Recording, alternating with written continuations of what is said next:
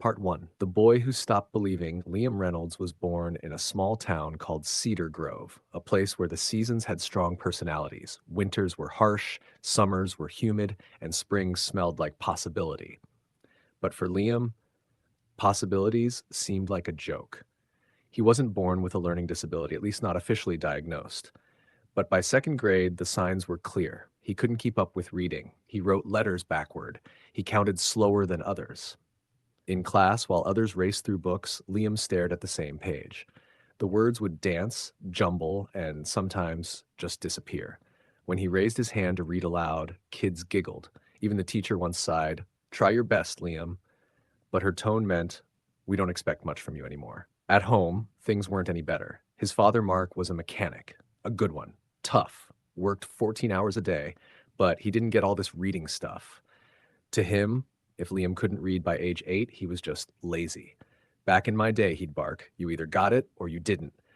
Liam's mother, Sarah, tried, but she was stretched thin, working night shifts at the diner, caring for Liam's little sister, Ella. She meant well, but exhaustion often won. So Liam turned silent. In a world where he didn't feel seen, he stopped trying to be seen.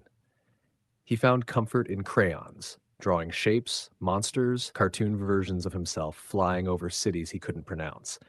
He told himself, if I can't be smart, maybe I can be creative. But even that hope was fragile. Part 2. You're not stupid. You're struggling. At age 12, Liam was sent to a new reading intervention program. He hated the idea. He assumed it'd be another place where adults told him to just focus harder. But that's where he met Miss Carter. She didn't wear glasses like the other teachers. She wore sneakers and a denim jacket. Her eyes were kind, but sharper than he expected. On day 1, she said, "Liam, you're not broken. You're just built different. And I like different." Liam blinked. No one had ever said that before. She sat across from him and said, "You're not stupid. You're struggling. And struggling is where growth starts." That sentence hit him like thunder in a quiet room. Struggling is where growth starts? Could it be that his struggle wasn't shameful, but necessary? Part 3. The Not Yet Rule. Miss Carter introduced a rule in their sessions. You're not allowed to say, "I can't." You're only allowed to say, "Not yet." Liam tested it. "I can't read this paragraph." Miss Carter shook her head. "Try again." "I haven't read this paragraph yet." She smiled. "That's better. Now let's figure it out together." This was new, not just for Liam, but for his mindset. Every time he faced difficulty, instead of shutting down, he was asked to see it as an invitation, a challenge, an opportunity to build muscle in his brain. Slowly, his vocabulary grew, his confidence even more. Part 4. The Comic Book That Changed Everything. In 6th grade, Liam started drawing a comic book in secret. It was called Shadow Boy, a quiet kid who lived in a town where everyone ignored him, until one day his shadow started speaking to him, giving him courage. He drew it with broken crayons and a $1 notebook. Miss Carter found it one day in his backpack. "This yours?" she asked. Liam nodded, embarrassed. She flipped through it. Her eyes didn't widen in surprise. She just smiled. "Do you know what you've done here?" she asked. "What?" Liam mumbled. "You've told your story in pictures, and it's powerful." She printed copies of Shadow Boy at her own expense and handed them out to the class. The next day, kids who once mocked him came over and said, "Dude, you made this? This is awesome. Can you draw me in your next comic?" That day, Liam realized something important. You don't have to shout to be heard. You just need to say something real.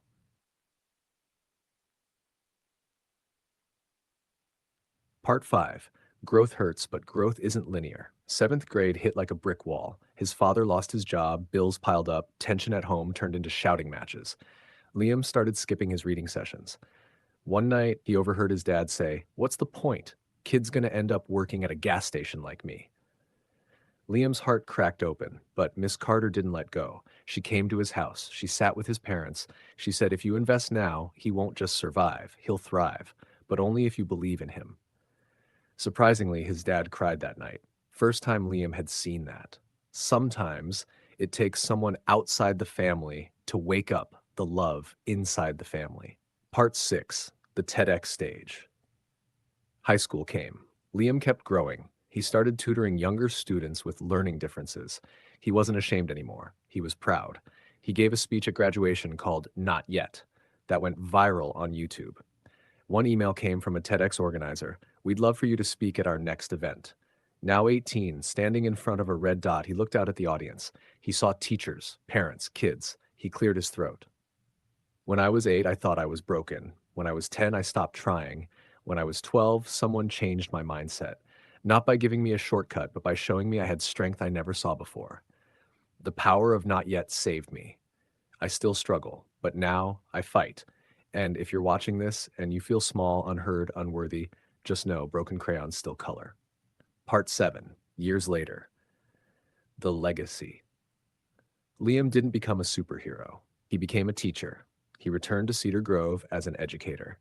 He designed a special reading program, the Shadow Project, combining comics and storytelling to help kids learn in creative ways. He put a poster in every hallway. Your mindset shapes your world. He kept a crayon in his wallet, not because he needed it, but to remind himself that even when the world breaks you, you still have something beautiful inside you. Final reflection for closing narration.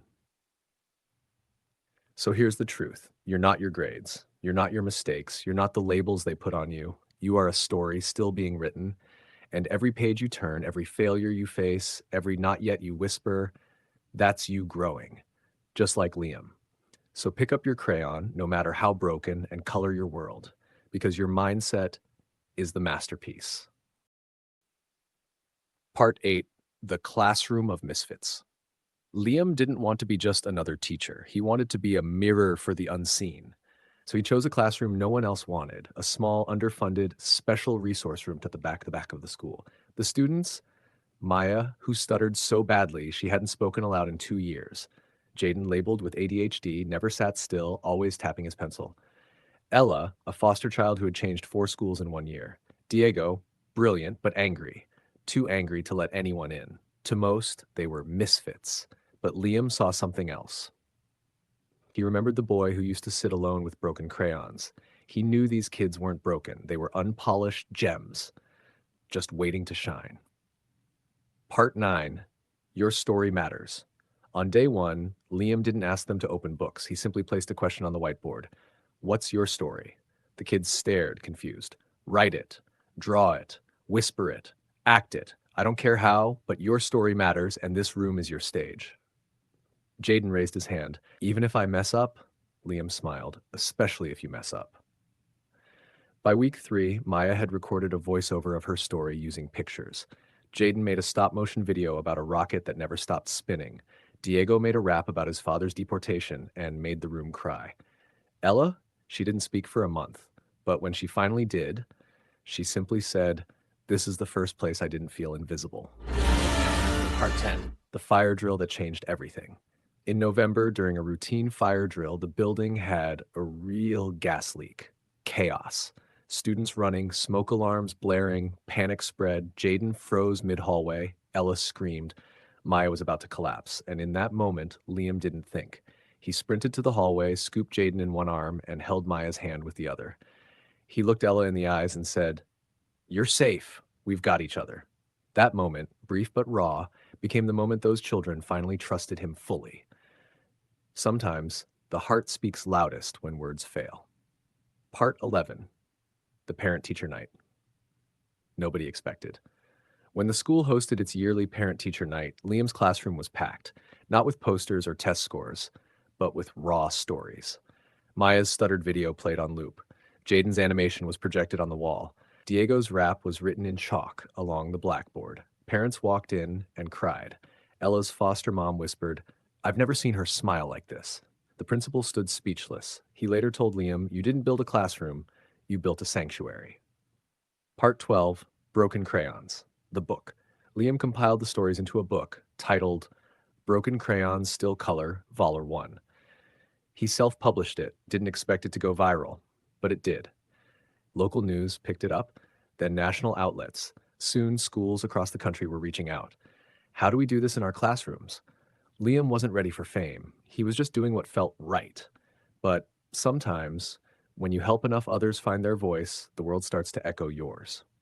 Part 13, Liam's Father, The Apology. One rainy evening, Liam's father visited his classroom. He walked around slowly, silently, Stopped in front of Diego's rap on the chalkboard. He said nothing for a long time, then finally turned to Liam. I used to think smart meant numbers, but now I see smart means understanding people. I never gave you enough credit. I'm sorry, son. Liam, now 27, stood still, tears slowly forming. That apology? He had waited 20 years to hear it. It was never too late, not even for fathers. Part 14, TEDx Revisited. Full Circle. 7 years after his first TEDx speech, Liam was invited again. This time he walked on stage with students behind him, Jaden, Maya, Diego, Ella. One by one, they spoke. Not perfect, not polished, but powerful. Then Liam took the mic. I once believed I was broken, until someone told me I wasn't done growing. Now I carry that belief for others. To the teachers watching, never underestimate your impact. To the parents, believe even when it's hard. And to the kids, you are not broken. You are becoming. Thunderous applause. Part 15, The Letter That Started It All. Years later, Liam found an old, wrinkled paper in a file, a note from Miss Carter, his reading teacher. Dear Liam, you'll forget many lessons, but I hope you never forget this. You are not your pace, you are your potential, and that's limitless. Love, Miss Carter. He framed that letter because in the end, it wasn't the books, the speeches, or the awards that mattered most. It was the moment one person saw him, really saw him, and planted a mindset that bloomed forever. Final line.